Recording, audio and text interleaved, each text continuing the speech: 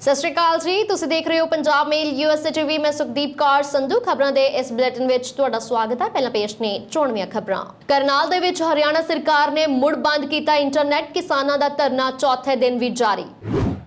दिल्ली दे बार्डरां वांग चलेगा करनाल दे विच पक्का धरना, राकेश टिकैत ने कीता ऐलान।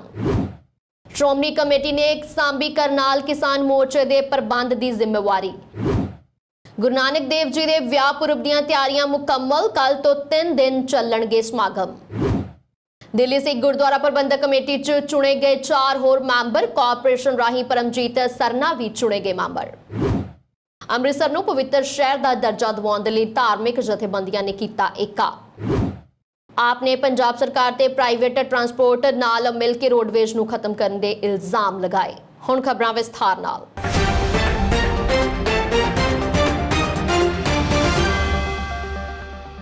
आईएएस अधिकारी आयुष सिन्हा दे सस्पेंड ਅਤੇ मृतक किसान ਦੇ ਪਰਿਵਾਰ ਨੂੰ 25 ਲੱਖ ਰੁਪਏ ਮੁਆਵਜ਼ੇ ਦੀ ਮੰਗ ਨੂੰ ਲੈ ਕੇ ਕਰਨਾਲ ਦੇ ਵਿੱਚ ਕਿਸਾਨਾਂ ਦਾ ਪ੍ਰਦਰਸ਼ਨ ਜਾਰੀ ਹੈ। ਕਰਨਾਲ ਦੇ ਵਿੱਚ ਕਿਸਾਨਾਂ ਦਾ ਧਰਨਾ ਪ੍ਰਦਰਸ਼ਨ ਨੂੰ ਵੇਖਦੇ ਹੋਏ ਪ੍ਰਸ਼ਾਸਨ ਨੇ ਸਖਤ ਕਦਮ ਚੁੱਕਿਆ ਹੈ ਅਤੇ ਰਾਤ 12 ਵਜੇ ਤੱਕ ਮੋਬਾਈਲ ਇੰਟਰਨੈਟ ਅਤੇ SMS ਸੇਵਾ ਤੇ ਬੈਨ ਲਗਾ ਦਿੱਤਾ ਹੈ। ਦੱਸ ਦਈਏ ਕਿ ਕਰਨਾਲ 'ਚ ਮਹਾਪੰਚਾਇਤ ਨੂੰ ਲੈ ਕੇ ਕਿਸੇ ਤਰ੍ਹਾਂ ਦੀ ਅਫਵਾਹ ਨਾ ਫੈਲੇ, ਇਸ ਦੇ ਲਈ ਜ਼ਿਲ੍ਹੇ 'ਚ ਇੰਟਰਨੈਟ ਸੇਵਾ ਤੇ ਪਾਬੰਦੀ 24 ਘੰਟੇ ਦੇ ਲਈ ਵਧਾ ਦਿੱਤੀ ਗਈ ਹੈ।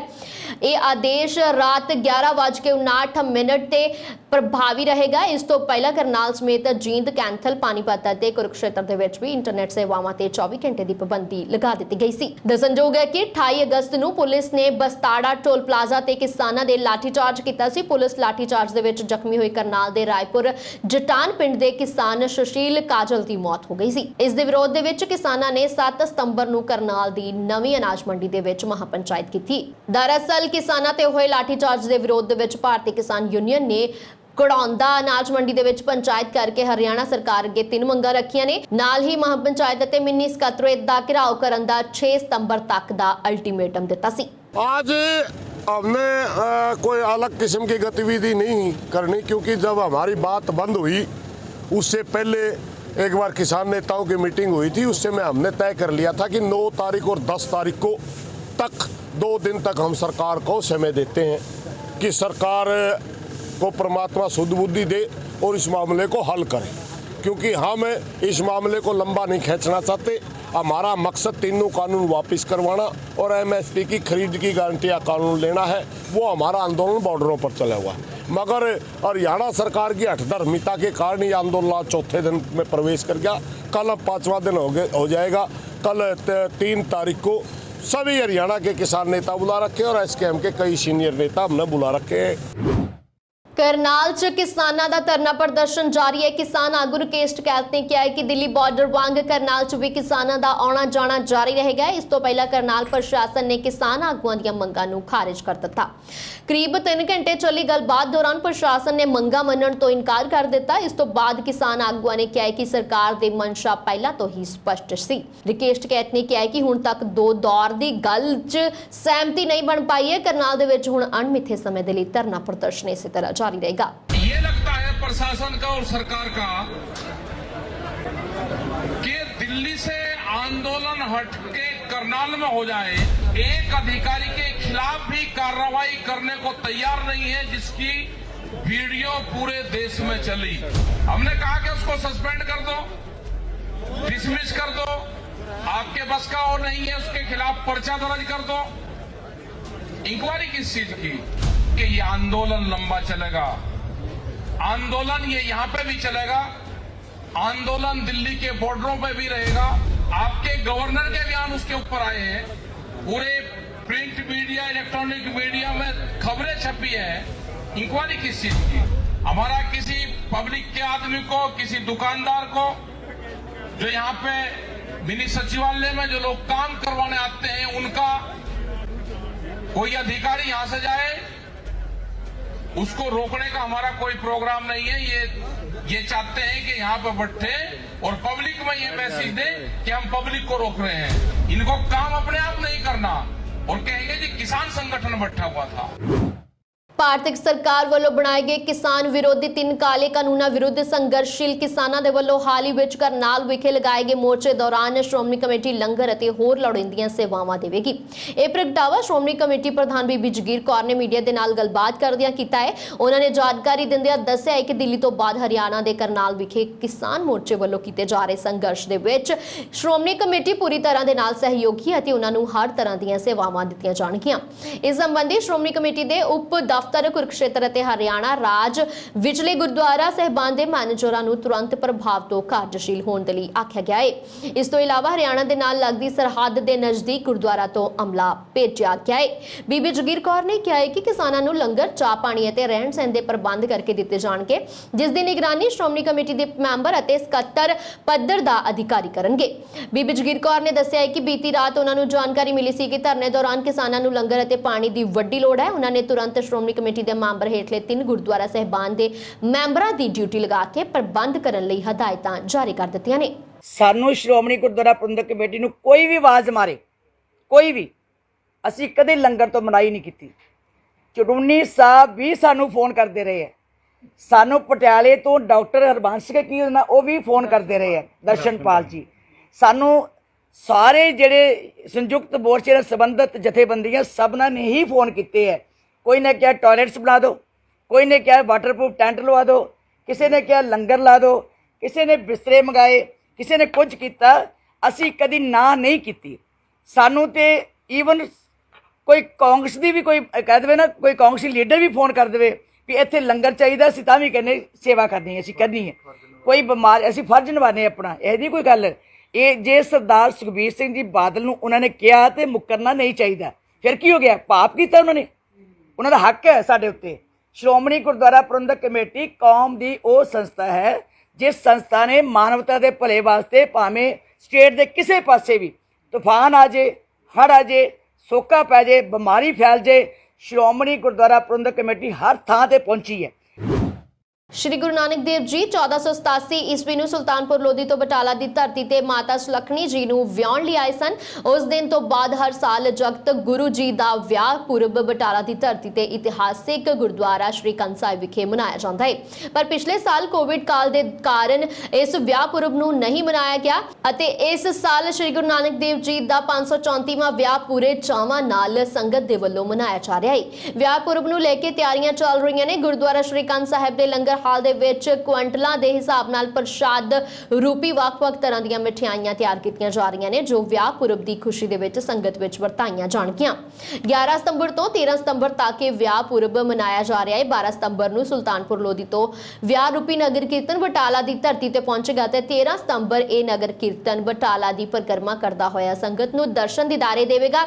ਇਸ ਮੌਕੇ ਸੰਗਤ ਦੇ ਵਿੱਚ ਵਿਆਹ ਪੁਰਬ ਨੂੰ ਲੈ ਕੇ ਕਾਫੀ ਖੁਸ਼ੀ ਨਜ਼ਰ ਆ ਰਹੀ ਹੈ। ਗੁਰਦੁਆਰਾ ਕੰਧ ਸਾਹਿਬ ਦੇ ਪ੍ਰਬੰਧਕਾਂ ਦੇ ਨਾਲ ਅਤੇ ਸੰਗਤ ਨਾਲ ਗੱਲਬਾਤ ਕਰਦਿਆਂ ਪਤਾ ਲੱਗਿਆ ਹੈ ਕਿ ਉਹਨਾਂ ਦੇ ਵਿੱਚ ਕਿੰਨੀ ਜ਼ਿਆਦਾ ਖੁਸ਼ੀ ਹੈ ਤੇ ਉਹਨਾਂ ਨੂੰ ਵਿਆਹ ਪੁਰਬ ਨੂੰ ਲੈ ਕੇ ਬਹੁਤ ਹੀ ਜ਼ਿਆਦਾ ਚਾਅ ਅਤੇ ਉਤਸ਼ਾਹ ਉਹਨਾਂ ਦੇ ਵਿੱਚ ਦੇਖਣ ਨੂੰ ਮਿਲ ਰਿਹਾ ਹੈ। ਸ਼੍ਰੋਮਣੀ ਗੁਰਦੁਆਰਾ ਪ੍ਰਬੰਧਕ ਕਮੇਟੀ ਦੇ ਪ੍ਰਧਾਨ ਸਾਹਿਬ ਬੀਬੀ ਜਗੀਰ ਕੌਰ ਦੇ ਆਦੇਸ਼ਾਂ ਅਨੁਸਾਰ ਸਾਹਿਬ ਸ੍ਰੀ ਗੁਰੂ ਨਾਨਕ ਦੇਵ ਜੀ ਦੇ ਵਿਆਹ ਪੁਰਬ ਦੀਆਂ ਗੁਰਦੁਆਰਾ ਸ਼੍ਰੀ ਕੰਧ ਸਾਹਿਬ ਵਿਖੇ ਤਿਆਰੀਆਂ ਬਹੁਤ ਜ਼ੋਰਾਂ ਨਾਲ ਆਰੰਭ ਕਰ ਦਿੱਤੀਆਂ ਗਈਆਂ ਸਨ, ਜਿਨ੍ਹਾਂ ਦੀ ਮੈਂ ਸਮਝਦਾ ਕਿ ਅੰਤਮ ਥਾਂ ਦੇ ਹੁਣ ਤਿਆਰੀਆਂ ਜਿਹੜੀਆਂ ਹੈਗੀਆਂ ਨੇ, ਤਿਆਰੀਆਂ ਲਗਭਗ ਮੁਕੰਮਲ ਹੋ ਚੁੱਕੀਆਂ ਨੇ ਤੇ ਬਾਬਾ ਜੀ ਦਾ ਵਿਆਹ ਪੁਰਬ ਹਰ ਸਾਲ ਦੀ ਤਰ੍ਹਾਂ ਇਸ ਵਾਰ ਵੀ ਗੁਰਦੁਆਰਾ ਸ਼੍ਰੀ ਕੰਧ ਸਾਹਿਬ ਬਟਾਲਾ ਵਿਖੇ ਸ਼੍ਰੋਮਣੀ ਗੁਰਦੁਆਰਾ ਪ੍ਰਬੰਧਕ ਕਮੇਟੀ ਵੱਲੋਂ 534ਵਾਂ ਵਿਆਹ ਪੁਰਬ 13 ਸਤੰਬਰ ਦਿਨ ਸੋਮਵਾਰ ਨੂੰ ਬਹੁਤ ਸ਼ਰਧਾ ਸਤਿਕਾਰ ਤੇ ਖਾਲਸਾਈ ਰਵਾਇਤ ਅਨੁਸਾਰ ਗੁਰਦੁਆਰਾ ਸ਼੍ਰੀ ਕੰਧ ਸਾਹਿਬ ਬਟਾਲਾ ਵਿਖੇ ਮਨਾਇਆ ਜਾ ਰਿਹਾ ਹੈ।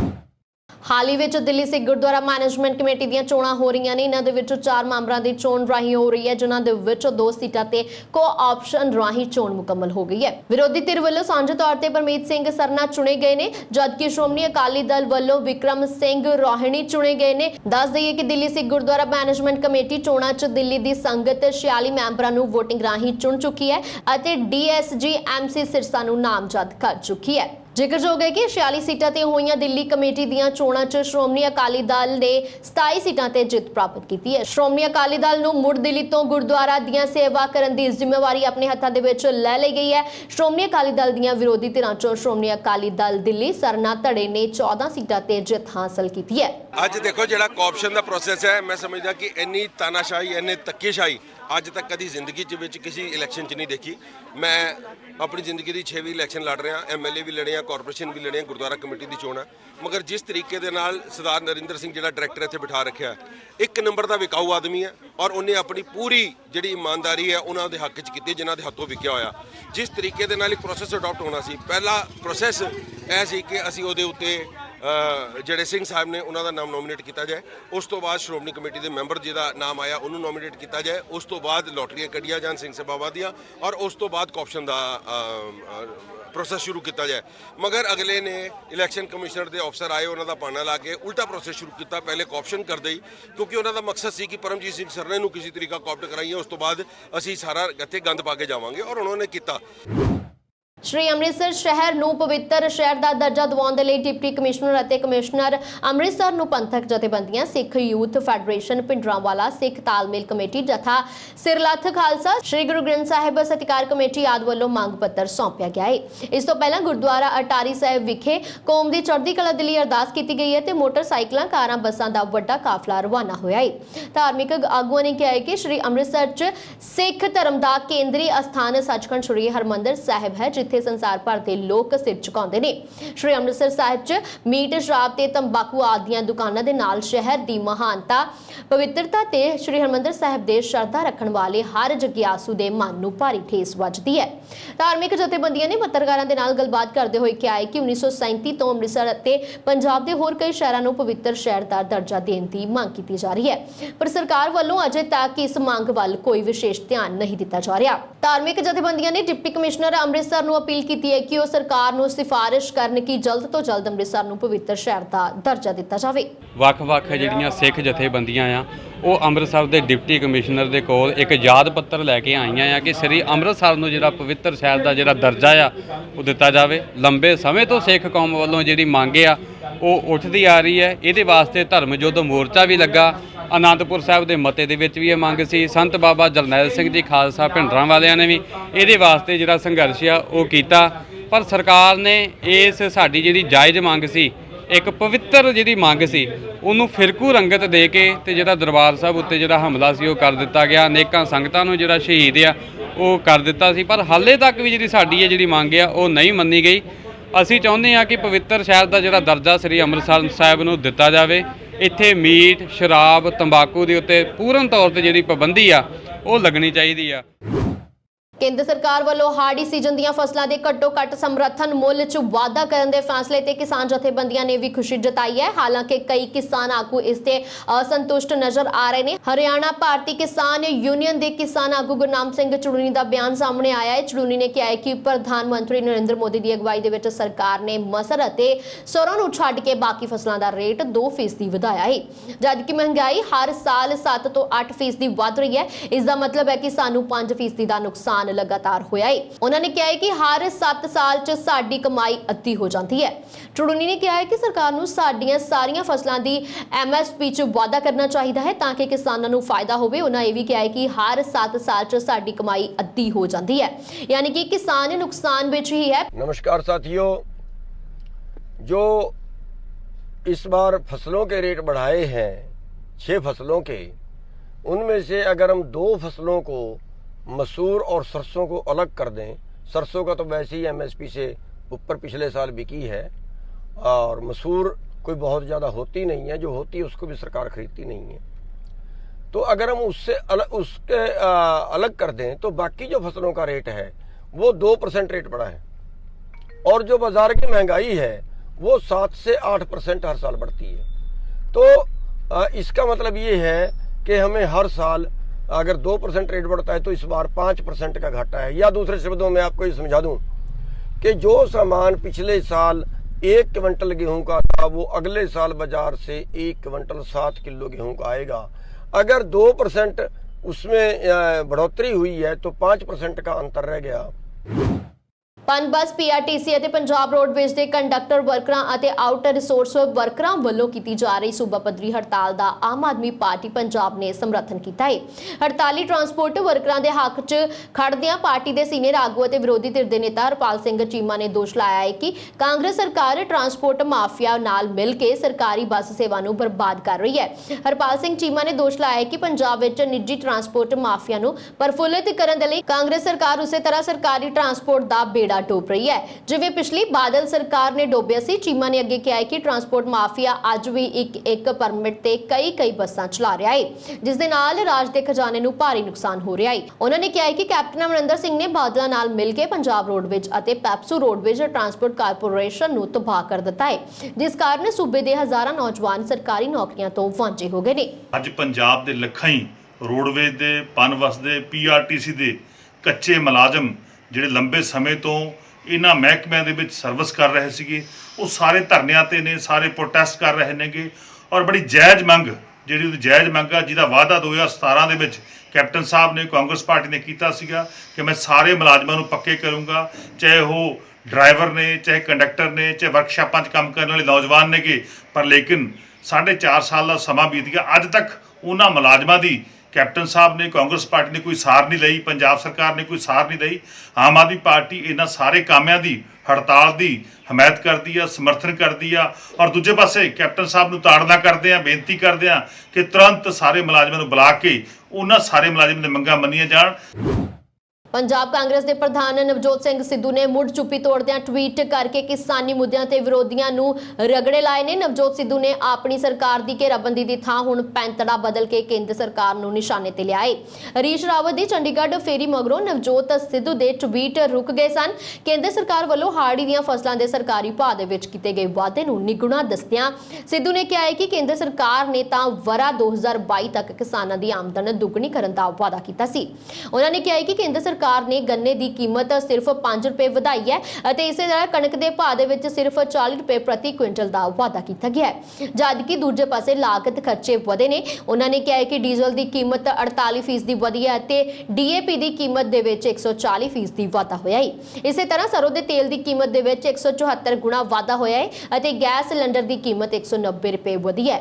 ਨਵਜੋਤ ਸਿੱਧੂ ਨੇ ਕੇਂਦਰ ਸਰਕਾਰ ਬਾਰੇ ਕਿਹਾ ਹੈ ਕਿ ਐਨਡੀਏ ਸਰਕਾਰ ਕੋਲ ਮਜ਼ਦੂਰਾਂ, ਕਿਸਾਨਾਂ ਤੇ ਛੋਟੇ ਵਪਾਰੀਆਂ ਦਾ ਕੋਈ ਅੰਕੜਾ ਨਹੀਂ ਹੈ ਜਦਕਿ ਪੂੰਜੀਪਤੀ ਮਿੱਤਰਾਂ ਨੂੰ ਸਰਕਾਰ ਜਾਣਦੀ ਹੈ ਜਿਨ੍ਹਾਂ ਦੇ ਕਰਜ਼ੇ ਮੁਆਫ ਕੀਤੇ ਜਾਂਦੇ ਨੇ ਤੇ ਉਹਨਾਂ ਮਿੱਤਰਾਂ ਦੇ ਜਹਾਜ਼ਾਂ ਦੇ ਵਿੱਚ ਸਫ਼ਰ ਕੀਤਾ ਜਾਂਦਾ ਹੈ।